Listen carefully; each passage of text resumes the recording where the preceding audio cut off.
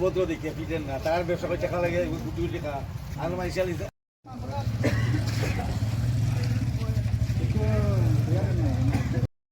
রাস্তা অবরোধ করার একমাত্র লক্ষণ হয়েছে আমরার এই রাস্তা এখন আর মানে মানুষ চলাচল টুকটুক গাড়ি বাইক কিচ্ছু চলাচলের উপযোগী নয়। বড় বড় গর্ত হয়েছে আর এই গর্তগুলো এমন অবস্থা হয়েছে মানে প্রত্যেক দিন অ্যাক্সিডেন্ট হওয়ার এবং নিয়মিত মানুষ টুটাপাটা হওয়ার এই অবস্থায় চলছে। আমরা এই বিষয়ে যখন ওই আমরা তো আর জানি না এই করে ইদানিং নতুন যে রাস্তার কাজের এখানে কিছু বড় বড় গাড়ি চলের মানে বেশ কিছু বাড়ি মাটি নিয়া তো তারা যখন জানানি হয়েছে তারা কইছে এটা আমরা দেখিয়া দিমু ঠিক করমু।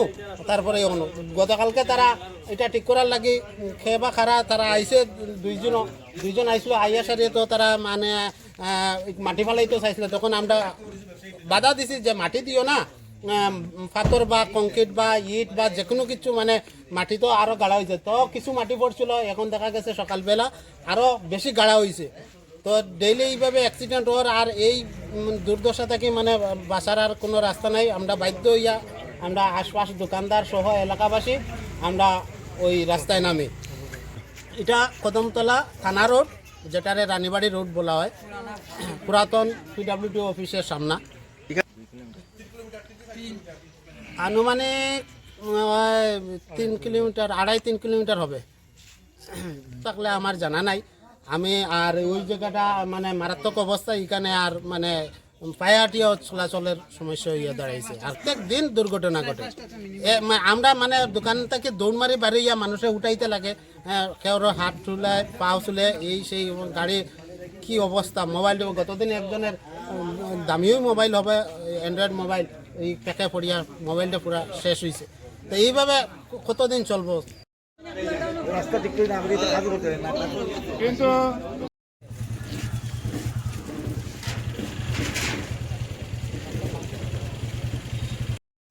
আমরা লিখিত দিয়া বইয়া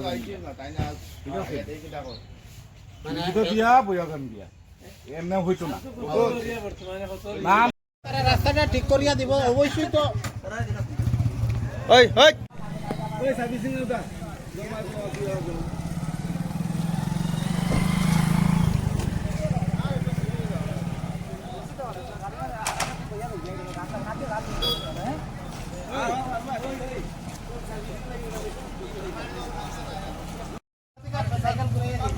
না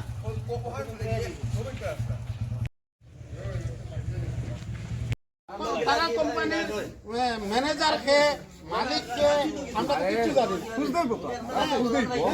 কিছু জানি না। আমরা তো তারা মৌখিক জানাই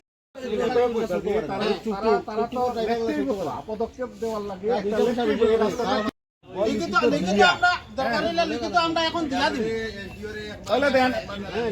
লিখিতের মধ্যে লিখে দেন যে আমরা এতদিনের মধ্যে রাস্তাটার কোনো পদক্ষেপ না নিলে আমরা রাস্তা তখন ওই কাগজটা দেখাইয়া আমরা ইনফরমেশন দিয়া যে আমরা অত তারিখ 3 মাস আগে জানাইছি রাস্তা ভালো কোনো পদক্ষেপ নিছে না রাস্তা বানানির ব্যাপারে। এই কারণে আমরা মুখিক জানানি সত্ত্বে তারা কালকে আইসলো এখানেও কিছু মাটি নিয়ে আইসলো। তখন আমরা কোয়া হয়েছে যে এই মাটি আরো বেশি মারাত্মক খারাপ হইবে। ওইটাই তো কইতাছি আমি জিজ্ঞাসাছি আগে এটা কি PWDর বিরুদ্ধে দিতেছে নাকি ওই রাস্তার নতুন রাস্তা কোম্পানির বিরুদ্ধে দিতেছে? নতুন রাস্তা কোম্পানির বিরুদ্ধে। তাহলে এদের গাড়ি চলাতেই আমরা এই পরিণাম হয়েছে, এটা খারাপ হয়েছে। এর আগে তো মনে করো PWD মোটামুটি একটা ফিনিশিং দিয়েছিল, মানুষ চলতে পারছে।